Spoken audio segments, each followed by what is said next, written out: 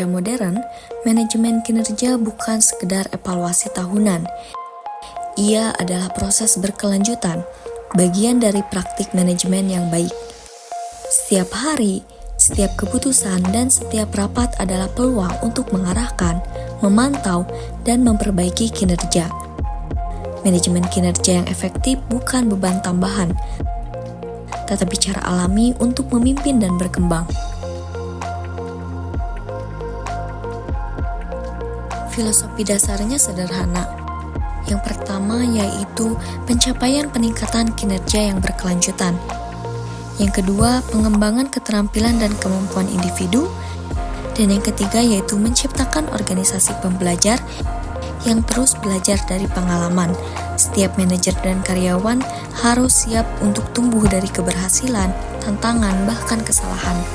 Kinerja tidak cukup dinilai sekali dalam setahun karena diperlukan dialog berkelanjutan, baik melalui rapat mingguan, tinjauan proyek, maupun pertemuan individu. Setiap pertemuan adalah kesempatan untuk meninjau tujuan, menyesuaikan rencana, dan memperbaiki arah kerja. Disinilah muncul konsep performance agreement dan review secara berkala. Dalam perjalanan kerja, kondisi sering berubah-ubah. Karena itu, tujuan dan rencana harus diperbarui secara fleksibel. Evaluasi dilakukan dengan bertanya, apa yang sudah tercapai, apa hambatannya, dan apa yang perlu diubah agar kinerja tetap optimal. Dari sini muncul komitmen baru antara manajer dan staf untuk terus memperbaiki diri. Manajemen kinerja juga berarti pembelajaran terus-menerus. Setiap tugas adalah kesempatan belajar jika kita mau merefleksikan apa yang berhasil dan apa yang belum.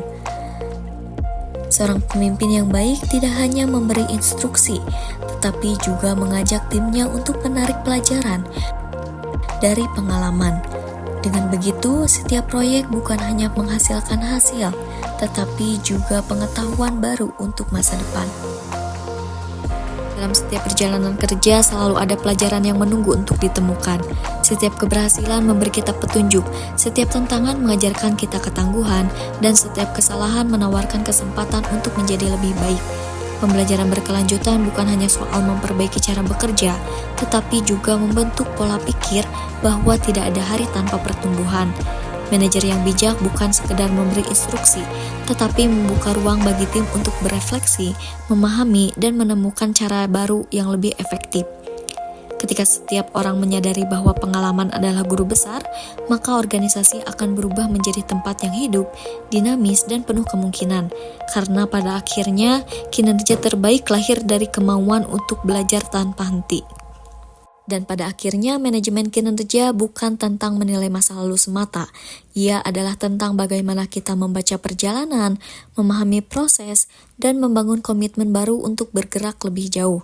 Tentang bagaimana setiap individu menemukan kekuatannya, setiap tim menguatkan kolaborasinya, dan setiap organisasi menegaskan arah masa depannya.